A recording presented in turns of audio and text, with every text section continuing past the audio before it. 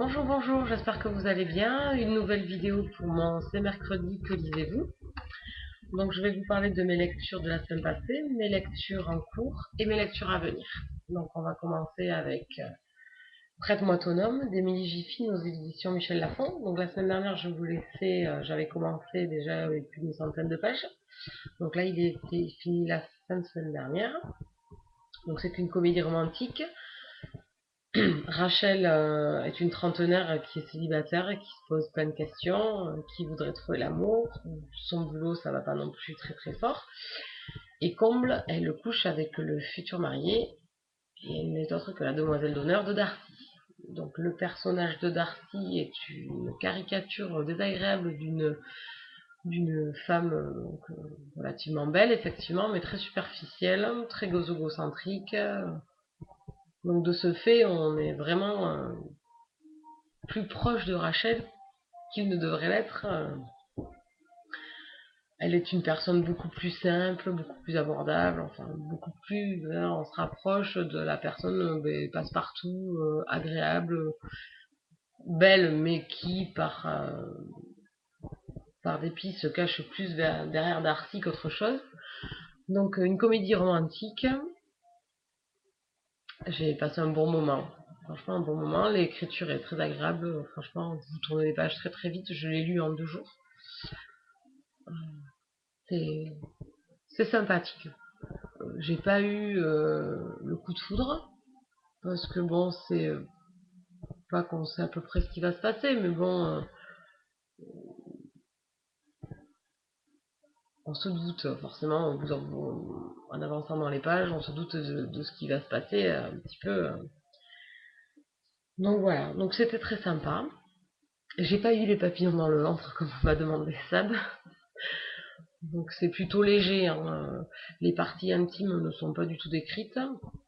C'est plus axé sur l'amitié, sur le ressenti de Rachel, sur ses sentiments, sur un peu tout ce qui se bouscule dans sa tête et les choix qu'elle a à faire.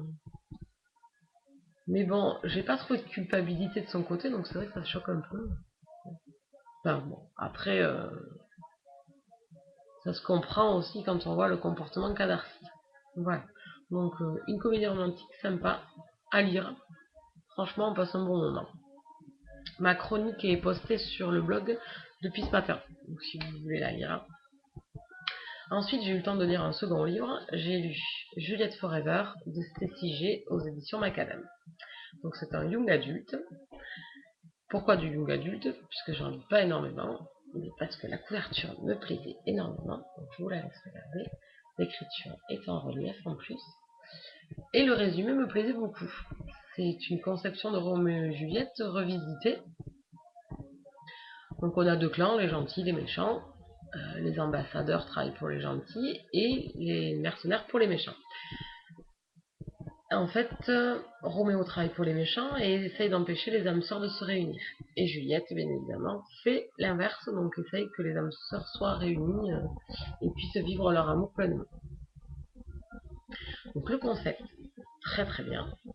Un début d'histoire très agréable. J'avoue que j'ai été plus touchée par le personnage de Roméo alors qu'il est le méchant et qu'on le voit pas énormément non plus quand même par rapport à Juliette qui est quand même le personnage central puisque c'est elle qui quand même qui nous relate l'histoire.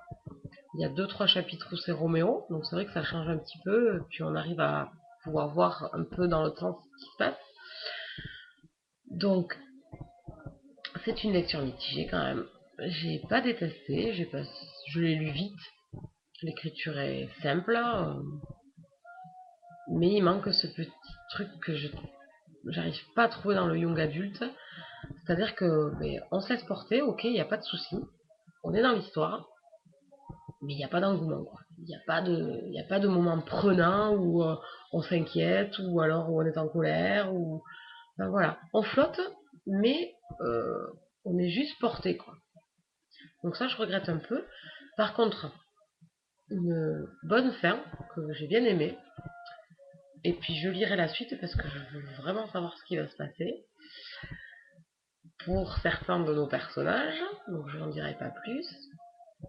Donc sympa, mais sans plus. Voilà. Le concept est très bon, mais il y a des choses qui passent à côté, quoi. Niveau sentiment, j'ai l'impression d'être à côté des personnages, de juste les regarder et puis de me dire ouais, mais c'est bien. Et puis de pas être percuté par tout ce qui leur arrive, quoi. D'être un peu extérieur à ma lecture. Voilà. Donc c'était Juliette Forever, mais il y a quand même du positif, hein, attention. Hein. Donc voilà, ça c'était pour mes lectures passées. Donc mes lectures en cours, c'est Le Papillon des Ténèbres dans la saga Les Seigneurs de l'Ombre de Jenna Showalter. Bon, toujours la prononciation des auteurs, pas top.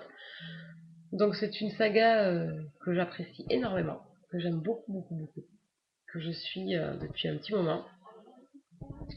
Donc la mythologie me plaît beaucoup. En fait, ce sont des guerriers qui travaillent pour les dieux et qui, par gain de pouvoir, ont ouvert la boîte de Pandore. Donc chaque guerrier a été puni par les dieux et s'est retrouvé avec un démon de la terre. Donc vous avez la guerre, la colère, vous avez passion, vous avez luxure, vous avez tromperie, vous avez, enfin, vous en avez plein. Donc dans chaque tome, vous avez un guerrier mis en valeur, mais vous avez toujours le fond de mythologie derrière et l'action que vous avez laissée dans le livre précédent qui continue. Donc j'adore. Ce tome-là est sur Gideon, qui est le guerrier de tromperie, donc il est obligé de parler à l'inverse de ce qu'il pense.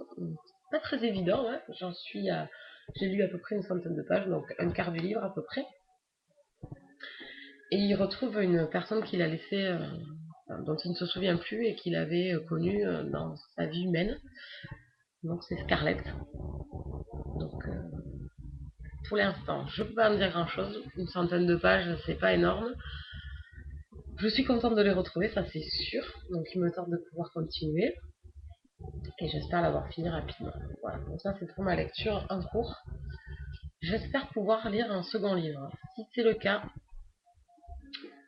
je vais lire Paradise de Simone Elkeles aux éditions La Martinière.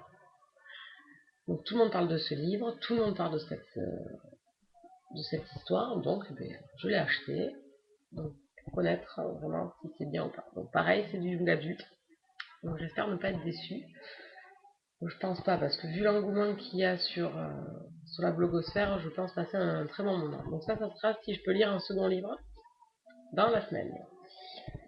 Voilà pour mes lectures en cours. Pour mes lectures à venir, je n'ai pas la couverture puisque je n'ai pas le livre. Ça sera pour le 21 mars, parce que si j'arrive à lire un second livre, je pense que j'arriverai pile pour la sortir de Rebecca Kim, le tome 3, Potion macabre, aux éditions J'ai lu. Donc je l'attends impatiemment. Il me tarde de retrouver Rebecca et Raphaël et Bruce et sa fille Léo, enfin tout ce petit monde. Je suis vraiment gaga de cette saga. Les deux premiers tomes étaient géniaux. Une héroïne une héroïne pleine de tempérament, plus qui a des pouvoirs. Donc on change un petit peu et c'est vraiment très très agréable. Donc voilà, ça sera pour ma lecture à venir. Et ensuite, ce qui viendra après, pour clôturer je pense le mois, et il revient, c'est Mary Grantree, donc le tome 3, L'éclat envoûtant de la lune, de Lauren K. Hamilton, aux éditions J'ai lu. Donc celui-là, il est pour la fin du mois, ça c'est obligé, puisque j'ai une lecture commune pour le 1er avril. Donc je pense que ce sera juste après Rebecca King. Voilà.